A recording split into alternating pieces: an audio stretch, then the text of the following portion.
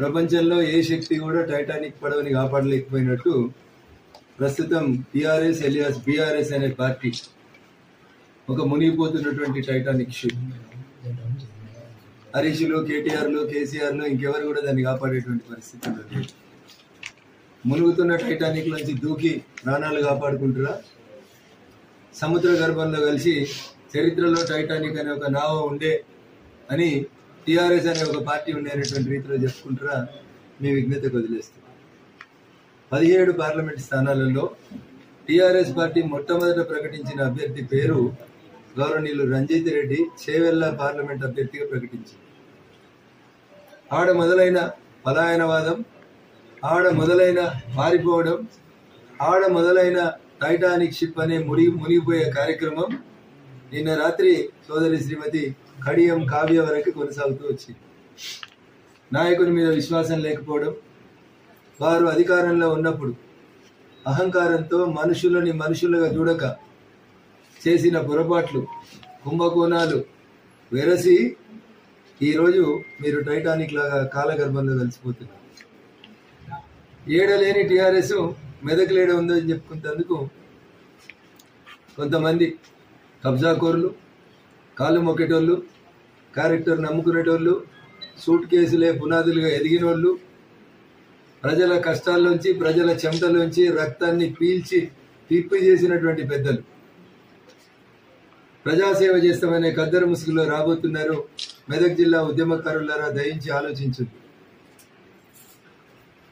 April 27, 2001 జలదృశ్యం నుంచి జై తెలంగాణ అన్నోళ్ళు ఒక్కరు కూడా మెదక్ జిల్లాలో బీఆర్ఎస్ పార్టీకి దొరకకపోవడం అనేది గౌరవనీయులు చంద్రశేఖరరావు గారి పనితీరుకి నిదర్శనంగా భావిస్తా ఉన్నాం. అభ్యర్థి గెలిస్తే లేదా గౌరవ హరీష్ రావు గారు మాట్లాడినట్టు భారతీయ జనతా పార్టీకి డిపాజిట్ వస్తే శాశ్వతంగా రాజకీయాలకి ఆయన సన్యాసం పుచ్చుకుంటాడేమో అడుగు, లేదంటే నేను సన్యాసం పుచ్చుకోవడానికి సిద్ధంగా ఉంది. ఇట్లా మాట్లాడే మామని ముంచి వచ్చిండు కామారెడ్డిలో. ఎల్లంది తెలంగాణలో ఎట్లా చెల్తుంది? మెదకులో వెళ్ళలేదు కదా. 100 కోట్లు ఖర్చు పెట్టి వాళ్ళ సహచరులను గెలిపించుకుందామని ఛాయాశక్తులు కష్టపడితే మెదకులో చెల్లని హరీష్ రావు, మెదక్ అసెంబ్లీలో చెల్లని హరీష్ రావు మెదక్ పార్లమెంట్ ఎట్లా చెల్తాడని మొదటిసారి పోటీ చేసి నువ్వు ఎమ్మెల్యే అయినంత వయసులైన ఒక పిల్లగాని చేతుల సావు దెబ్బతిని తలకాయ ఆడబెట్టుకోవాలని తెలియకుండా మెదక్కి వారిపోయిన నువ్వు రఘునందన్ దుబ్బాకలో చెల్లలే కదా. మరి నువ్వు మెదక్లో చెల్లేవా? నీ మామ కామారెడ్డిలో చెల్లిండా? నీ మరదలు నిజామాబాద్లో చెల్లదనే కదా బీఫామ్ ఇయ్యలే మీరు. ఇదే చెప్పినా నేను మన సంగారెడ్డిలో కూడా. వారి నన్ను ఒక్కటి అన్నారు అనుకోండి, నేను 4 గంటలు అని చెప్పి నాకు కొంచెం నోరు ఎక్కువ. అసలు ఫోన్ ట్యాపింగ్ లో మొదటి ముద్దాయిగా లోపలికి పోల్చిన నువ్వు కదా.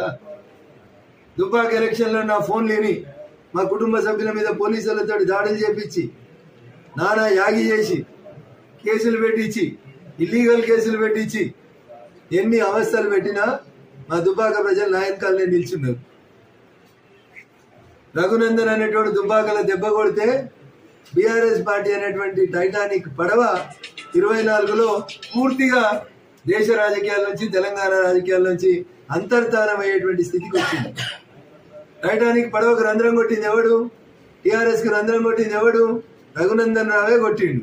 హరీష్ రావుకి నచ్చినా నచ్చకున్నా, చంద్రశేఖరరావు గారికి ఇష్టమున్నా కష్టమున్నా, దుబ్బాక అనేటువంటి శాసనసభ ఉప ఎన్నిక కంటే ముందు ఈ రాష్ట్రంలో ఎదురులేని పార్టీ అని చెప్పుకున్న మిమ్మల్ని బక్కపలిసినోడు రఘునందన్ దుబ్బాకల కొడితే జర ఆలస్యం అయింటుంది, 3 ఏళ్ళు అయింటుంది. మరి బరాబరి టైటానిక్ పడవ మునిగిపోతుంది. కాబట్టి ఇప్పటికి ఇంకెవరైనా మిగిలిన మిత్రులు ఉంటే, మిత్రులారా టైటానిక్ మునిగిపోతుంది, దాన్ని కాపాడు ఆ దేవునితోటే కాలే. ఏమన్నా కాపాడితే మళ్ళీ ఆ శ్రీరామచంద్ర ప్రభువే కాపాడాలి. కాబట్టి దయించి ఎంత తొందరగా వీలైతే అంత తొందరగా ఆ టైటానిక్ నుంచి బయటికి రండి, మిమ్మల్ని మీరు కాపాడుకోండి, మీ కుటుంబాలను కాపాడుకోండి అని సవినయంగా నా సహచర తెలంగాణ ప్రజలందరికీ కూడా సవినయంగా అప్పీల్ చేస్తారు. రాసినటువంటి భారత రాజ్యాంగం ఎవరికి ఏ పార్టీలకు పోయేటువంటి స్వేచ్ఛనైనా ఇచ్చింది. కానీ ప్రజలు రాష్ట్ర శాసనసభకి నవంబర్లో జరిగిన ఎన్నికలప్పుడు చంద్రశేఖరరావుని ఇంటికి పంపాలంటే కాంగ్రెస్ కోటేయాలని ఎట్లయితే నిర్ణయించుకున్న వాతావరణం కనబడిందో, ఈ రోజు పార్లమెంటుకి జరుగుతున్నటువంటి ఎన్నికల్లో తెలంగాణ సమాజం కూడా ముక్త కంఠంతో ఒకటే మాట చెప్తుంది, గల్లీలో ఎవరున్నా సరే ఢిల్లీలో మాత్రం నరేంద్ర మోడీ గారిని ఉంచుతాం, ఈ దేశాన్ని కాపాడుకుంటాం. 500 ఏళ్ల మా ఎదురు చూపుకు ఫలితం ఇచ్చి దానికి ఒక రూపం తెచ్చి రాములోరికి ఒక గుడి కట్టించి మా గుండెల్లో నిలిచినటువంటి నరేంద్రుడే మా నాయకుడు అని చెప్పి ఊరు ఊరు గల్లీ గల్లీ వాడ వాడ చెప్తున్నాయి. దానికి మెదక్ పార్లమెంట్ ఏమో అతీతం కాదు. మీది జాయింట్ ఫ్యామిలీ అయితే ఆ కంపెనీలో మీకు వాటాలు ఉన్నాయా లేవా? అంటే డిప్యూటీ కలెక్టర్ గా, జాయింట్ కలెక్టర్ గా, కలెక్టర్ గా ఆ కంపెనీకి ఎన్నెన్ని భూములు ఎక్కడెక్కడ కొనమని చెప్పిండ్రు. ఇవన్నీ త్వరలో బయటకు వస్తాయి. కాలం చాలా గొప్పది. నేను దుబ్బాక ఉప ఎన్నికల్లో గెలిచినప్పుడు నా ఫోన్లు విన్నారు, పోలీసులు నా మీద అరెస్ట్ చేసిరు అని నేను కలిసి డిసెంబర్లో రాష్ట్ర డీజీపీకి ఉత్తరం ఇచ్చిన. అప్పుడు ఎవరు పట్టించుకోలే, ఎవడు వినలేదు. రఘునందన్ ఉత్తగా ఏదో అబద్ధాలు చెప్తుండ అనుకున్నారు. లేటుగా బయటికి రావచ్చు, బట్ నిజమే.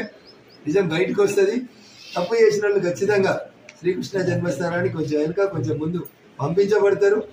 దాంట్లో గౌరవనీయులు సిద్దిపేట మాజీ మంత్రివర్యులు తన్నీరు హరీష్ రావు గారు టెలిఫోన్ ట్యాపింగ్ కేసులో దుబ్బాక ఉప ఎన్నికలో టీఆర్ఎస్ పార్టీ నుంచి దుబ్బాకకు ఇన్ఛార్జిగా వ్యవహరించి నా మీద చేసిన ప్రతి కుట్రకు, ప్రతి కుంభకోణానికి ఆయన ఆధ్వర్యాన్ని ఇప్పటికి నేను 4 సార్లు కంప్లైంట్ ఇచ్చిన దాని ఫలితం కొంచెం 2 రోజులు వెనుక ముందు వస్తుందని నేను అనుకుంటున్నాను. సోదరి శ్రీమతి డికే అరుణ గారు Bharatiya Janata party all India ఉపాధ్యక్షులు. పోయినసారి గెలిచిన 4 కాక 5వ సీటు 3,70,000 ఓట్లు తెచ్చుకున్న సోదరి శ్రీమతి డికే అరుణ గారి సీటు కూడా 2వ లిస్టులోనే బయటకు వచ్చింది. ఇంకా ఎన్నికల నోటిఫికేషన్ రాలేదు తెలంగాణలో. మొదటి లిస్టా, 2వ లిస్టా, 3వ లిస్టా కాదు, టికెట్ ఇచ్చిండ్రా ఇవ్వలేదా, this is more important. Competition ఎక్కువ ఉంటుంది అన్న, గెలుస్తాం అనుకున్నప్పుడు అడిగేటోళ్ళు ఎక్కువ అవుతారు కాబట్టి కొంచెం ఆలస్యం అవుతుంది. ఒక అడుగు వెనుక, ఒక అడుగు ముందు. జనతా పార్టీ ఎంపీ అభ్యర్థి లేకుండా మెదక్ పార్లమెంట్ కి ఏమేమి ఇచ్చిండో నేను ప్రత్యేకంగా మీకు చెప్పాల్సిన అవసరం లేదు. శ్రీమతి ఇందిరాగాంధీ గారు 1980లో మెదక్ పార్లమెంట్ నుంచి గెలిచినప్పుడు చెప్పిండ్రు మెదక్కు రైలు ఇస్తామని. 1980లో చెప్పిన రైలు కూత 2022లో గౌరవనీయులు నరేంద్ర మోడీ గారు సాకారం చేసిరు తప్ప 1980 నుంచి 2022 దాకా 42 ఏళ్ల దాకా ఏం జరిగిందో మీరు అందరూ ఆలోచించాలి. ఎన్ని పోరాటాలు చేసిరు, ఢిల్లీకి పోయిరు. పక్కనే ఉన్నాడు మా భారత అసోసియేషన్ అధ్యక్షునిగా గెలిచిన మిత్రుడు, గల్లీ నుంచి ఢిల్లీ దాకా పోయి రైల్వే సాధన కోసం దీక్షలు చేయాల్సిన పరిస్థితి వచ్చింది. మా ఎమ్మెల్యే లేడు, మా ఎంపీ లేడు. అయినా ఈ ప్రాంత ప్రజల కళను సాకారం చేసినాం 42 సంవత్సరాల తర్వాత నరేంద్రుడు. గజ్వేల్ ఎమ్మెల్యే బీజేపీ కాదు, సిద్దిపేట ఎమ్మెల్యే బీజేపీ కాదు. 2005లో రైల్వే శాఖ మంత్రి లాలూ ప్రసాద్ యాదవ్ చెప్పిండు 330 కోట్లు ఇస్తున్నా మనోహరాబాద్ దగ్గర నుంచి పెద్దపల్లి దాకా రైలని. 2016లో గౌరవనీయులు నరేంద్ర మోడీ గారు ప్రధానమంత్రిగా గజ్వేల్కి వచ్చి మిషన్ భగీరథ కార్యక్రమం ప్రారంభించినప్పుడు శిలాఫలకం వేస్తే ఇలా గజ్వేల్కు రైలు ఇచ్చినాం, సిద్దిపేటకు రైలు ఇచ్చినాం, రేపు దాన్ని పెద్దపల్లి దాకా పొడిగిస్తాం. తినబోతు రుచులు ఎందుకు, తినబోతు రుచులు నర్సాపూర్కి వెళ్ళి మెదక్ దాకా 765D నేషనల్ హైవేని ఇచ్చినాం. ఇవ్వలేదా అన్న? ఎవరు మెదక్ ఎమ్మెల్యే దరఖాస్తు ఇచ్చినా? మెదక్ ఖేలో ఇండియా కింద ఒక స్టేడియం ఇచ్చినాం. ఇవన్నీ చేసినాయి మేమే కదా. సినం మెదక్ నుంచి రామాయంపేట నుంచి దుబ్బాక మీదకి వెళ్ళి 1600 కోట్లతోటి ఇప్పుడు రోడ్డు నడుస్తుంది. 765DG అనే రోడ్డు. నేను గెలిచినాక ఎక్స్టెన్షన్ కోసం దండం పెట్టి వచ్చినాం. సభ్యత సంస్కారాలు లేకుండా ఎవరు పడితే వాళ్ళు ఏది పడితే అది మాట్లాడితే భరించేది సహించేది లేదని చెప్పిన ఈ గడ్డ మీద పుట్టిన తెలంగాణ ఉద్యమకారుడిగా మళ్ళీ ఆ మాట కట్టుబడి ఉంటారని చెప్తాను. బెదిరిస్తామని, కేసులు పెడతామని, ఎలక్షన్ కమిషన్లకు కంప్లైంట్లు ఇస్తామని, ఏదేదో చేస్తామనేటువంటి మీ చిలిపి ప్రయత్నాలకి, మీ చిరు ప్రయత్నాలకి రఘునందన్ రావు ఎప్పుడు కూడా భయపడు. నా మొత్తం స్పీచ్లో నేను చెప్పింది ఏంటంటే, రఘునందన్ రావు పేరు తీయనంతసేపు రఘునందన్ రావు ఎవరి జోలికి రాడు. రఘునందన్ రావుని మీరు ఒకటంటే, నేను జై తెలంగాణ అని మెదక్ రామదాస్ చౌరస్తాలో స్లోగన్ ఇచ్చిన రోజు చెప్పిన, ఎవడన్నా ఈటుతోటి కొడితే నేను గన్నెట్ రాయితోటి కొడతా అని చెప్పిన. ఈటుగా జవాబ్ పత్తర్సే జయింగే అని చెప్పి 20 సంవత్సరాలు నా రక్తాన్ని చెమటగా మార్చి జై తెలంగాణ అని కొట్లాడినోని నేను. నన్నేదో భయపట్టిస్తామని ఎవరన్నా చూస్తే నా దగ్గర కబ్జాలు చేసిన పైసలు లేకపోవచ్చు, రింగ్ రోడ్డు వంకలు తిప్పిన పైసలు లేకపోవచ్చు, ప్రాజెక్టులు కడతామని ముంచిన పైసలు లేకపోవచ్చు, కానీ జై తెలంగాణ అని చెప్పినటువంటి గుండె ధైర్యం బరాబరి నిలబడుతుంది. అది మీ మోసాలని మెదక్ జిల్లా ప్రజల ముందు ఎండగడుతుంది. నరేంద్రుడి నాయకత్వంలో తెలంగాణలో 17కు 17 పార్లమెంట్లు గెలిచి ఖచ్చితంగా బహుమతిగా ప్రధానమంత్రి గారికి ఇస్తామని ఈ సందర్భంగా